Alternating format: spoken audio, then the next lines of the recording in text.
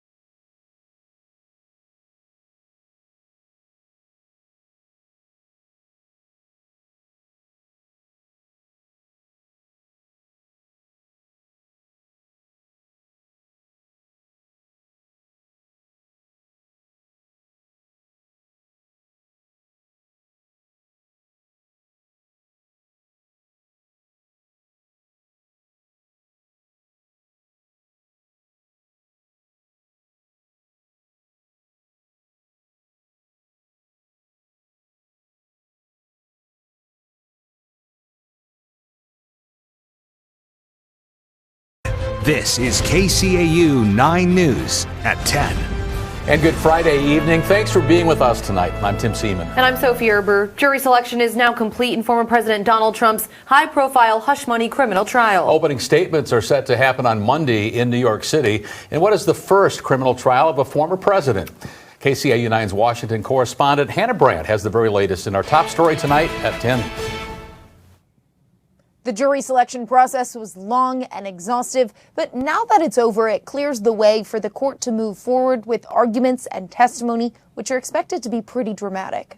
As his trial moves forward, the former president is fuming. This is a rigged trial. This week, the court selected 12 jurors and 6 alternates. George Washington University law professor Steven Salzberg says the process focused on finding people who can be fair and impartial. Both sides had a chance to strike jurors they didn't like, and we ended up with what we needed. Prosecutors say Trump participated in an illegal hush money scheme to cover up an alleged affair with an adult film star. And on Monday, lawyers from both sides will have the chance to present their opening statements to the jury. It's a much faster process than a lot of people predicted. But former President Trump expressed frustration that the trial is keeping him off the campaign trail. I'm sitting in a courthouse all day long. This is going on for the week.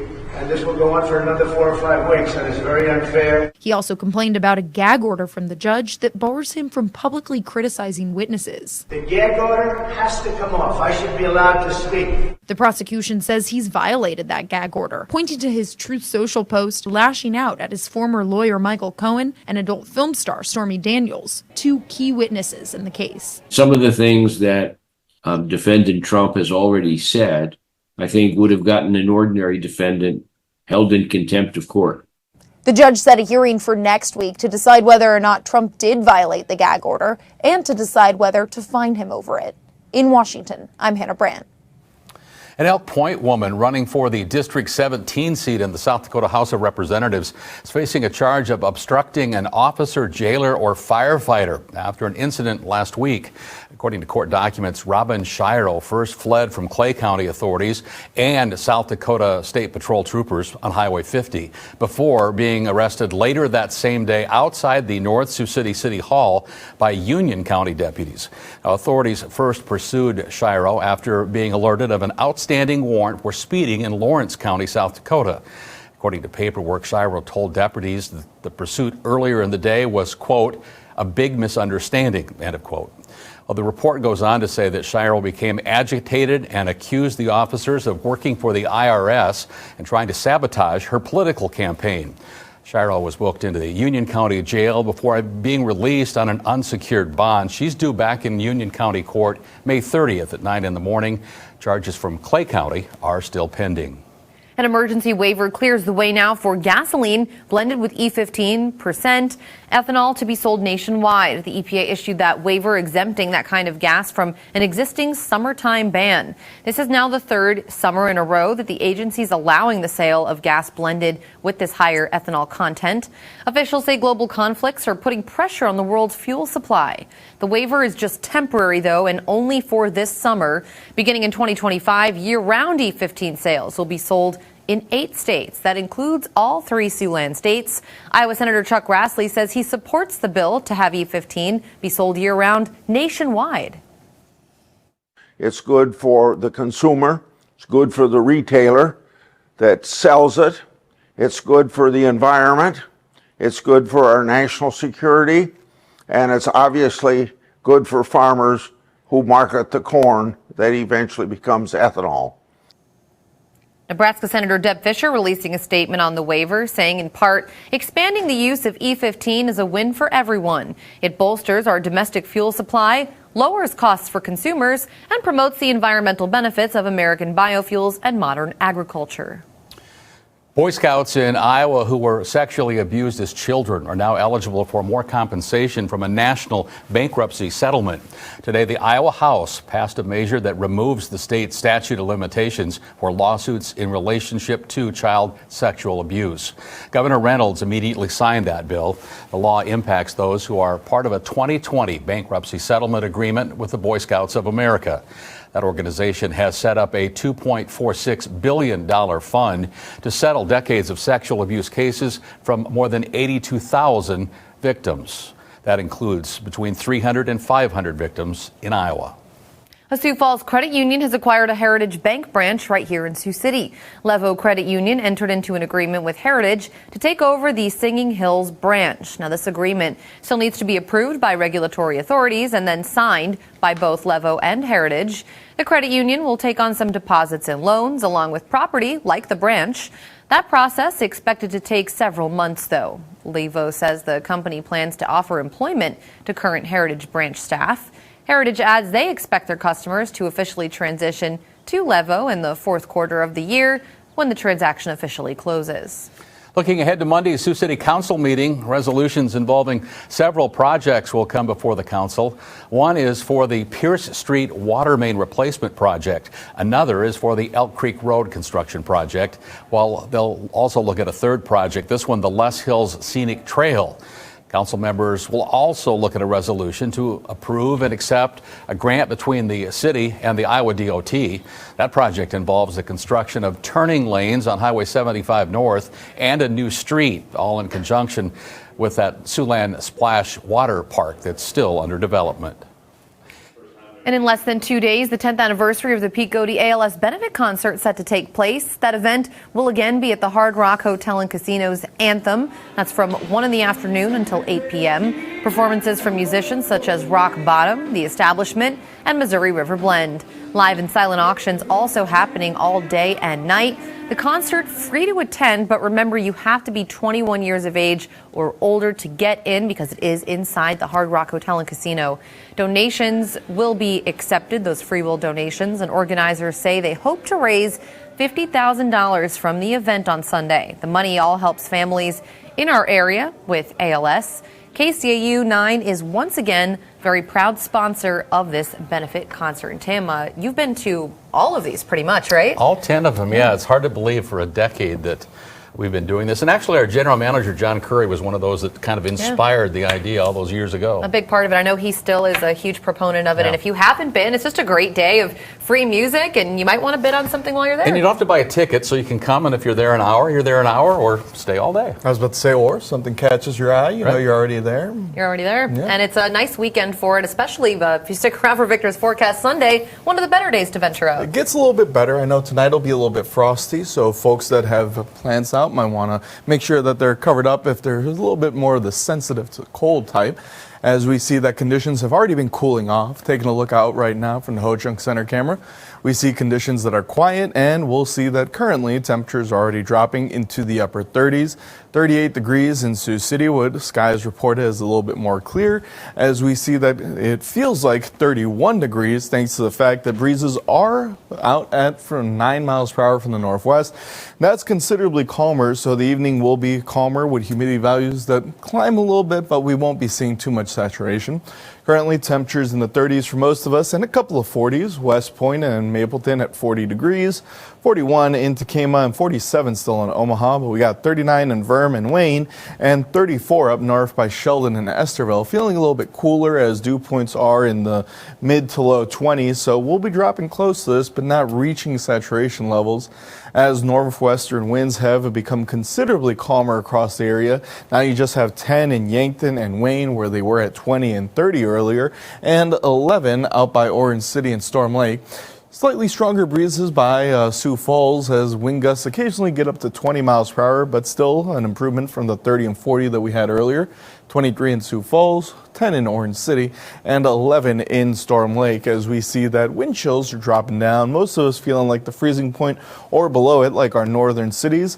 Yankton feels like 27, matching Canton, and then Sheldon, 25 for Orange City, and we'll see that Sioux City feels like 31, with more 30s to our south, as it's going to be feeling pretty chilly for the morning hours tomorrow.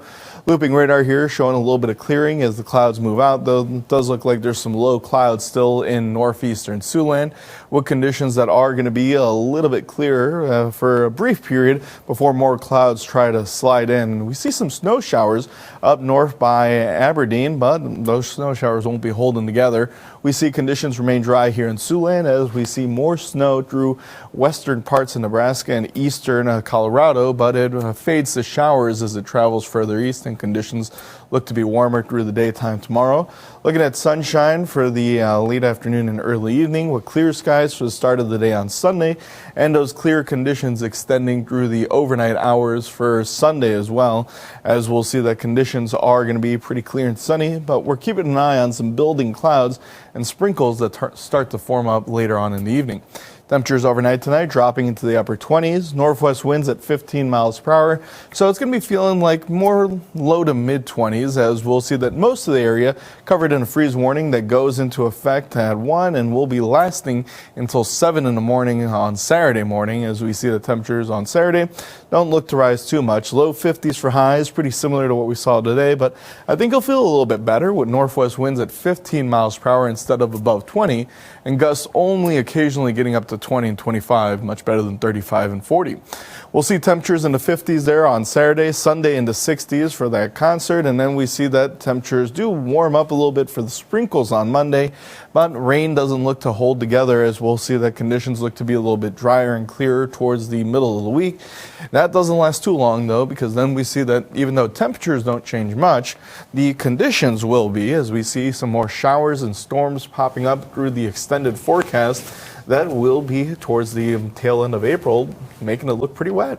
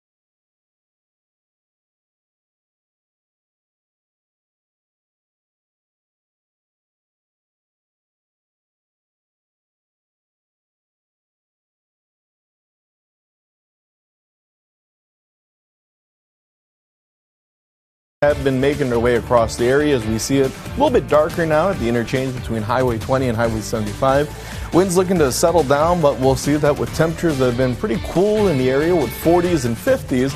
It's been feeling a little bit cooler with the strong winds, but I'll let you know if we're going to have one more frosty morning or two as KCAU 9 News starts right now. We are Siouxland proud. This is KCAU 9 News at 6. Good evening, everyone, and thanks so much for joining us on your Friday. I'm Sophie Erber. And I'm Tim Seaman. With the United States at a housing crisis, it's no surprise that some Siouxland residents are finding it difficult to find homes in their price range. And luckily, Sioux City is working to provide some affordable housing options for residents. KCAU 9 News reporter Alyssa Tat shares what the city's latest project is. Alyssa? Yep, that's right, Tim and Sophie. This morning, the city broke ground on their newest affordable housing project, but the proposal was a few years in the making.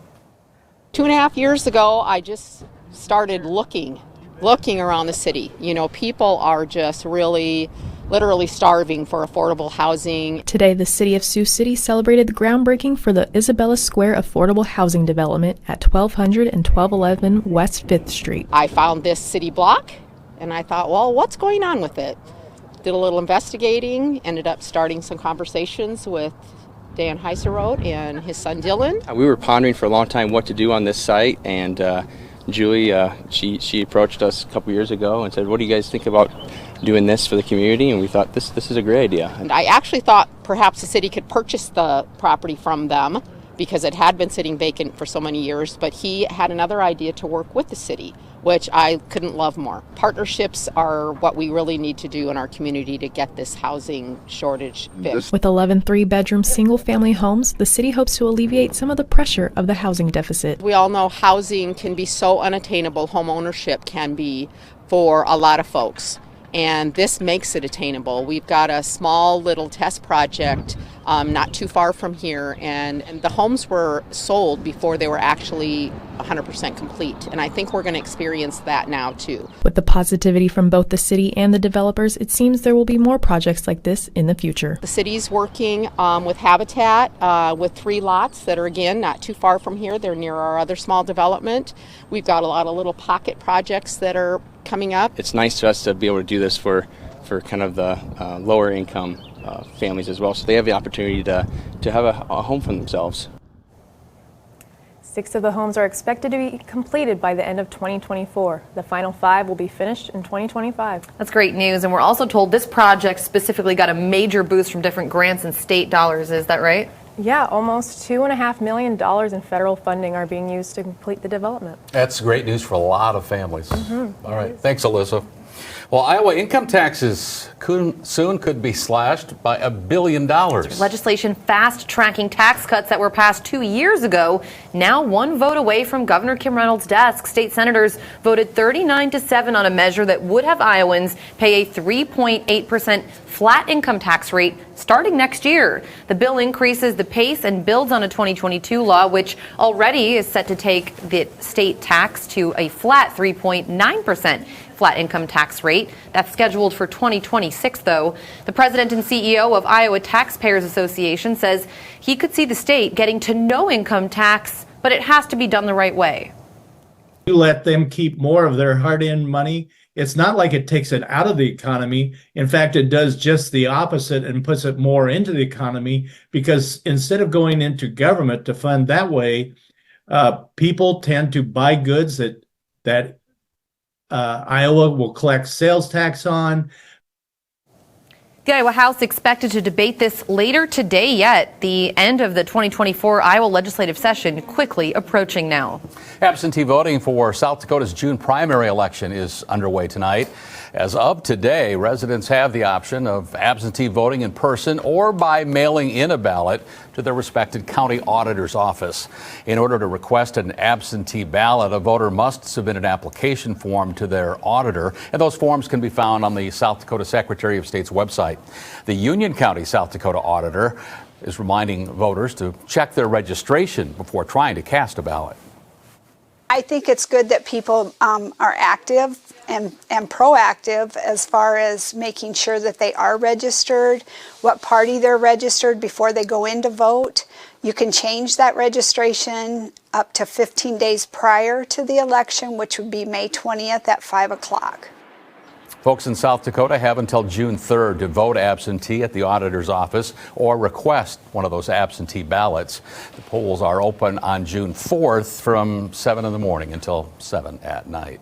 Time to check back in now with Chief Meteorologist Victor Perez. And again, a cool day, a crisp day, but not at all in all a bad day today, Victor. No, it hasn't been awful. The winds did make it feel a little bit cooler as we see that we started off with temperatures plenty cold for this time of year. Seeing another freeze across the area with temperatures dropping down until upper 20s and low 30s across most of the region. Now, that isn't uncommon. Most of the time, our last freeze is around April 28th. So we still have about one more week of it. And even in May, we still saw a freeze in 2022 that was pretty substantial, as we'll see the conditions could still be cooler for a little bit longer, but we're hoping with the warm return of weather that we'll be staying not so frosty. Back to you, Sophie.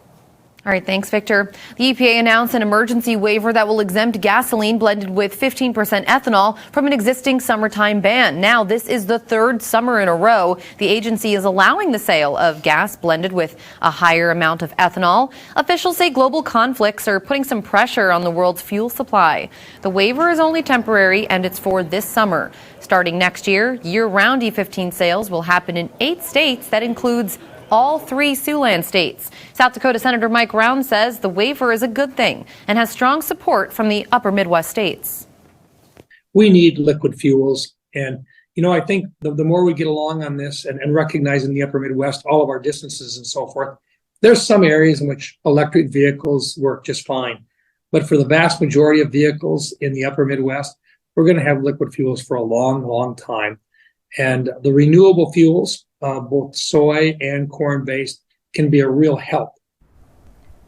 Iowa Governor Kim Reynolds responding to the waiver. She said in a statement in part, quote, "I'm pleased to see the EPA issue this waiver, allowing cheaper, cleaner burning E15 to be sold this summer. This is a huge victory for Iowa farmers, American energy independence, and consumers."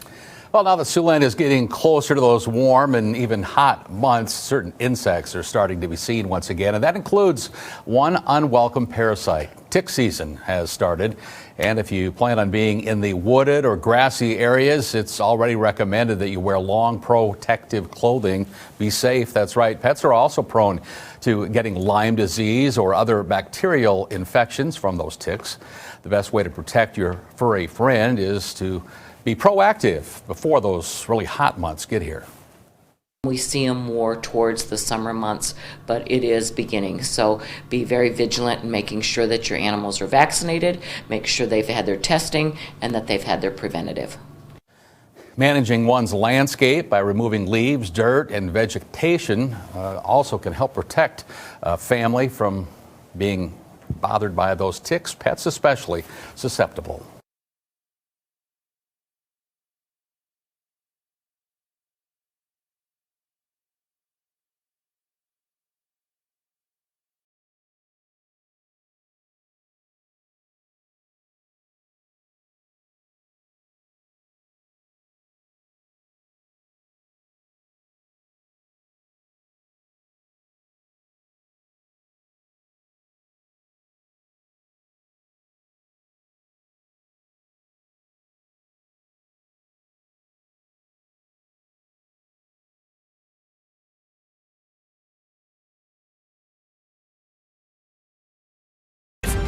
Good evening, everyone, and thanks for joining us on your Friday. I'm Sophie Erber. Sioux City took the first steps for its newest venture in low-cost housing today, and it's our top story now at 5. A groundbreaking ceremony was held for the Isabella Square affordable housing development at 1200 and 1211 West 5th Street this morning. That project will include 11 three-bedroom single-family homes. The houses will be available to anyone who fits the U.S. Housing and Urban Development guidelines. It'll be low income and even very low income. They will receive down payment assistance through the city's programs, and then HUD will assist with the appraisal process and those kind of requirements and capping the price of the homes. 6 of those homes are expected to be complete by the end of 2024. The final 5 will be finished by 2025. Today marks the start of early and absentee voting for South Dakota's primary election. Voters in the Rushmore state can request an absentee ballot by submitting a form to their county auditor. Officials recommend you submit your request as soon as possible to account for mailing time. You can also vote early in person from today through the day before the election, which will be June 4th. Contact your county auditor for early voting hours. Absentee voting has already begun in Nebraska for the May 14th primary. And in Iowa, early voting for the June 4th primary will not open until next month.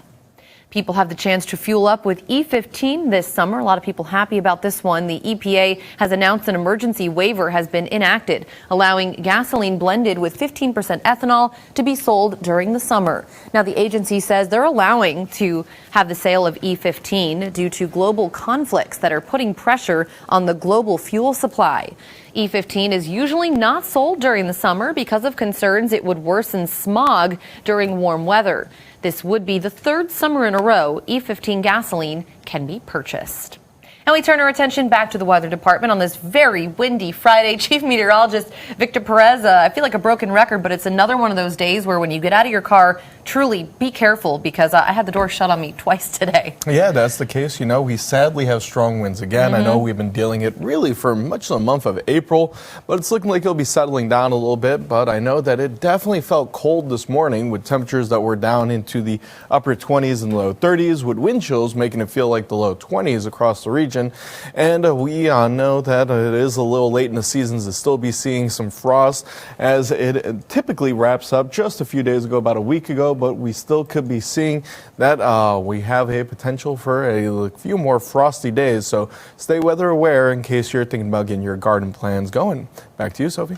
All right, thanks a lot, Victor. Now that Siouxland is seeing a little bit warmer weather, certain bugs and insects are starting to make their way out of hiding, especially one very unwelcome parasite for most of us. Tick season is officially upon us. If you're planning on being out in grassy or wooded areas, it is recommended to wear long clothing. And don't forget to check your pet to help prevent serious bacterial infections, parasites, and even Lyme disease. The best way to protect your furry friends is to have them seen and tested by a vet and even vaccinated for Lyme disease. You can also get a topical flea and tick treatment that will also keep ticks off of them. Anytime you're in a highly infested area, make sure you check your pets before you bring them in the homes and remove the ticks with tweezers.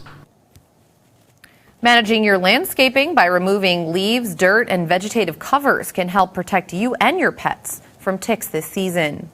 Well, high schoolers in Sioux City got to practice a variety of life skills today for a skills day hosted by Western Iowa Tech Community College. These high schoolers were given a chance to compete in various competitions in agriculture, auto technology, culinary arts, graphic design, health science, music, welding, and even video game design. The competitions were all to obtain scholarships to help the students cover things like tuition costs, housing, and even food costs. Skills Day allows students to obtain those scholarships ranging anywhere between $500 and $1,000. I think it's just a fun event. It's fun for us to coordinate it, and it's fun for them to come on campus, meet some of the instructors. Some students take dual enrollment classes, so they already know a little bit about some of our programs and stuff, but they get to do a little bit more hands-on learning and things like that while they're here. More than 200 students compete in these competitions on Skills Day to pursue success in their career fields, and we wish them luck. Well, a rock concert that helps support Siouxland families with ALS is going to be held once again over the weekend for the 10th year now. The Rockin' for a Cure Pete Godey ALS benefit concert will once again be at the Hard Rock Hotel and Casino on Sunday. Several performers will be playing music throughout the day for people to listen to, all for free. There will also be a live auction. The concert, again, free to attend, but free will donations are being accepted and encouraged. The concert will begin at 1 in the afternoon, and it's set to wrap up by about 8 o'clock at night.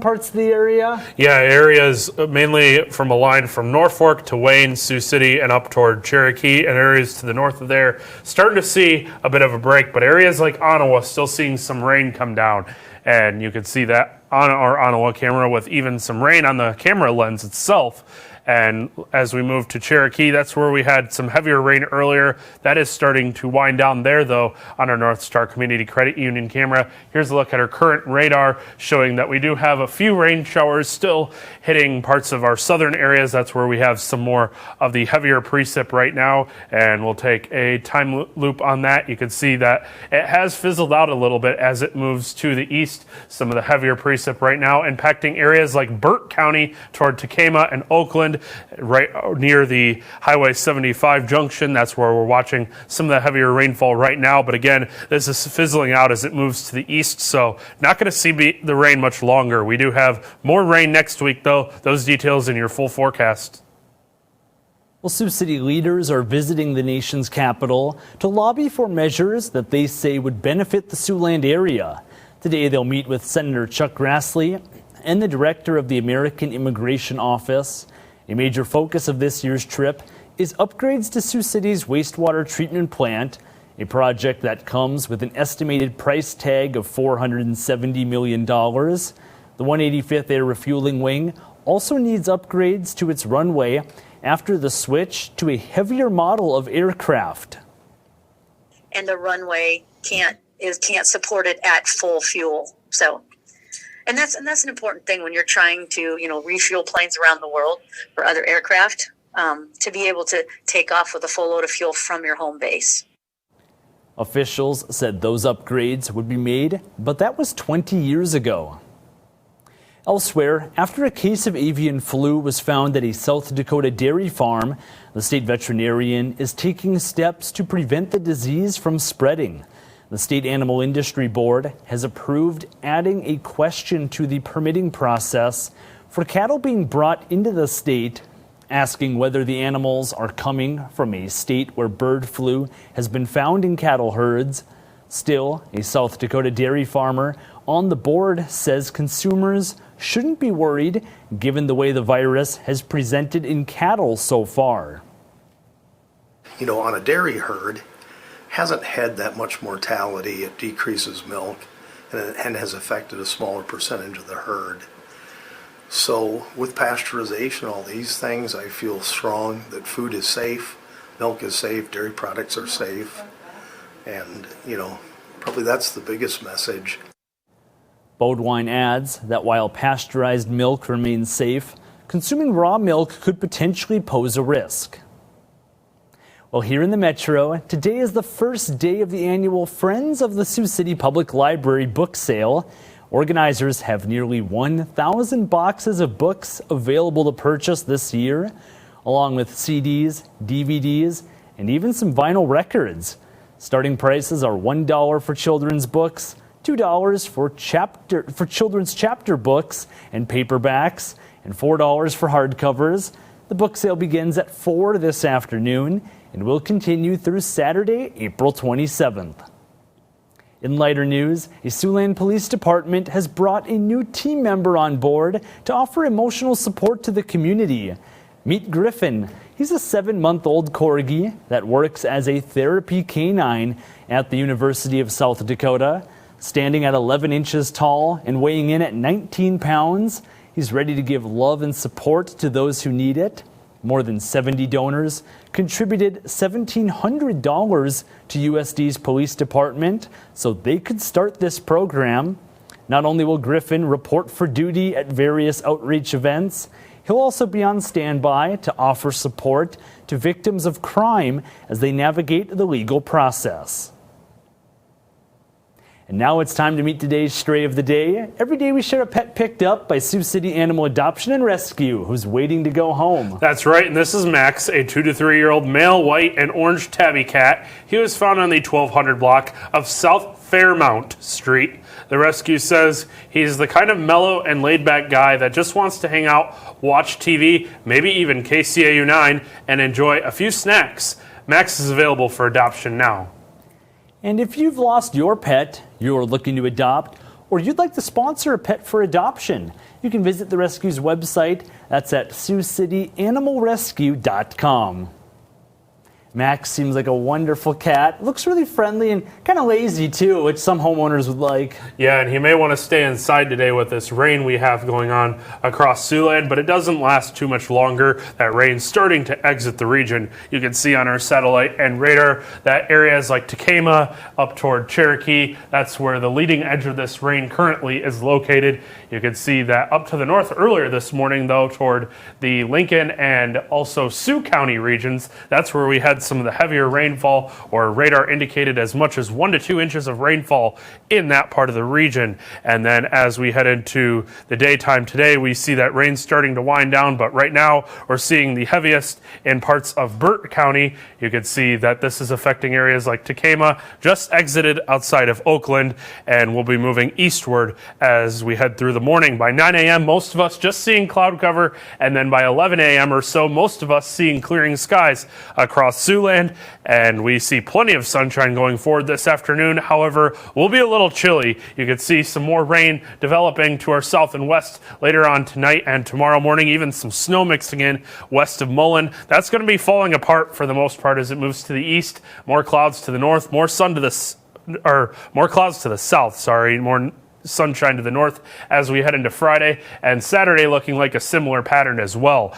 And for today, 54 degrees, showers ending and clearing skies, dropping down to 31 tonight as we see a possibility at some frost. But so definitely make sure you cover those plants. That's going to be the case not only tonight, but the next 2 nights after that as well. We do see a nice warm-up Sunday, though, 61 with plenty of sunshine. More rain possible Monday and again Wednesday through Thursday of next week as we get back to near seasonal conditions in the 60s. All right, now we turn to sports, where we have a new chapter in a hometown rivalry as East High and Bishop Heelan's boys and girls soccer teams faced off. Anthony Mitchell has the highlights from both matchups and more right here in your morning sports wrap. Good morning, Siouxland. A pair of MRAC and Sioux City foes faced off on the pitch last night as Sioux City East took on Bishop Heelan. Starting off on the boys' side, the Black Raiders of East High have won 6 of the last 8 meetings and have shut out the Crusaders in their last 3 series wins. East High looking to continue that trend, leading 2-0 over Heelan at half. Physical battle between both teams out of the break. Crusaders getting a yellow card for tripping. They're not going to like that one. It's going to set up an East free kick. The captain, Jack Conlon, lets it fly, bounces out the crossbar. Second shot, too high. Good luck, but the home field bounce prevails. Just minutes later, East High picking up a yellow card of their own. Not happy about that one whatsoever. Free kick chance for Bishop Heelan. Dylan Karn shot on line. Big collision in the air, but East able to keep it out of the back of the net. Black Raider fans traveling for this game, hoping for some more magic in the second half. Crusaders with some other plans. Defender whiffs on the pass. Sergio Mijangos on the breakaway. Gets past the keeper. Buries it. He goes outside and scores. Crusaders going to complete the comeback. Your final score 3-2. On the girls' side, Heelan has won the last 5 meetings versus East by a combined score of 16-1. Windy day yesterday, but Bishop Heelan not being stopped by that. Brooklyn Stanley receiving out of that pass, fires it in for the goal. They lead 1-0. Black Raiders with a good chance in the first half on the free kick. Isabel Barrett shot, generous deflection. Heelan, though, hurrying to the ball and regains possession. East still trying to find the scoreboard, but Traylon White and the Drake commit going. Look at her go over the keeper in. 2-0, they lead, going on for the victory, 7-0 the final. College football teams around the country gearing up for their respective spring games, including the Iowa Hawkeyes and its new-look offense. Iowa scored just 15.4 points per game last season, second fewest of all FBS Division I schools. Iowa making some internal changes this offseason. Kirk Ferentz's son and offensive coordinator Brian Ferentz out. Insert Tim Lester. And with starting quarterback Cade McNamara still working back from injury, it's Deacon Hill taking first-team reps with the offense. A new offensive coordinator means new schemes, new plays, and even a new system, with the Hawkeyes taking notes with the hopes of improving its scoring. Yeah, I think, one of the biggest things is the pre-snap motions and all of the shifts and stuff and what we're doing. Obviously it helps us out, gives us hints of what the defense could be doing. And then, we're more aggressive, a little downfield. Got some plays where we take some shots, but he just wants us to be smart with the ball. If the shot's not there when he calls it, check it down. Iowa's spring game is scheduled for this Saturday at 11:45 a.m. And finally, the success for the Northwestern Red Raiders continues. NWC ranked 9th in the newest NAIA softball poll, marking the first time in program history the Red Raiders have cracked the top 10. 37-3 Northwestern will be back in action on Friday at 3 p.m. in a home doubleheader against College of St. Mary. And that'll be all for sports. Have a good day, Siouxland. Now let's take a look at this morning's top stories, what you need to know before you go. Earlier this week, the target date for substantial completion at Woodbury County's new jail and law enforcement center was moved to July. That's the 6th time the date has been bumped back since the project began. The opening date was originally projected for September of 2023. In the meantime, the tenants of the future facility are forced to stand by while frustration grows, and Woodbury County Sheriff Chad Sheehan says he's made his feelings clear to the LEC authority. There seems to be a lack of urgency that would meet my level of urgency to get this project completed. So the people that were in that room know exactly where I stand and the frustration that we're experiencing. Sheehan adds the public also has every right to be frustrated with the process.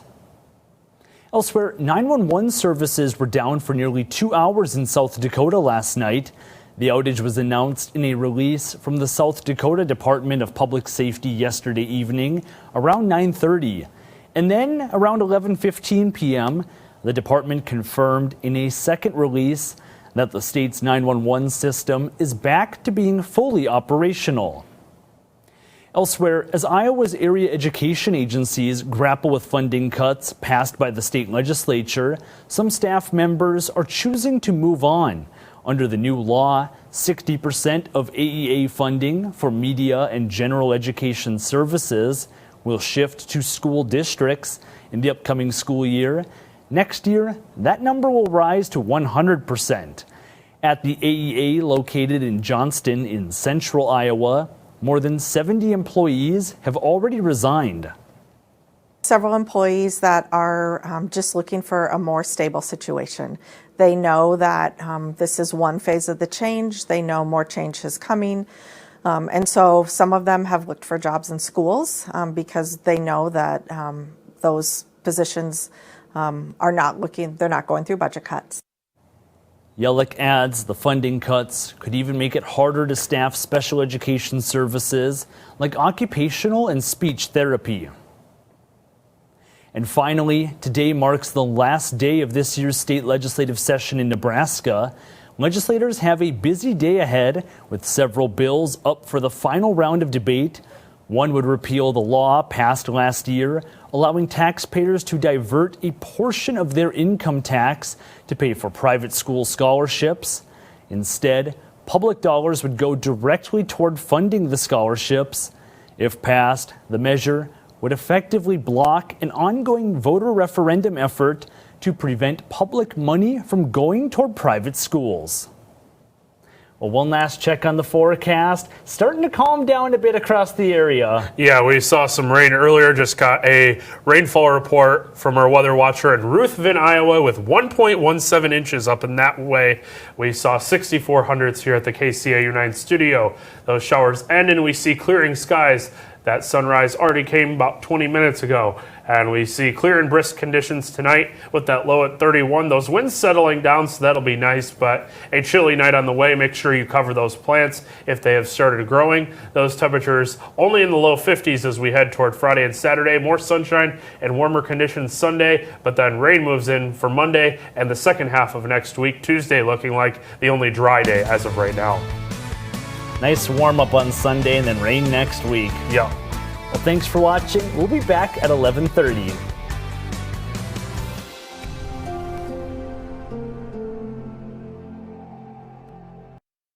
Find inspiration in a new ride from Lee Johnson Kia. Take charge of your drive and get behind the wheel of a 2024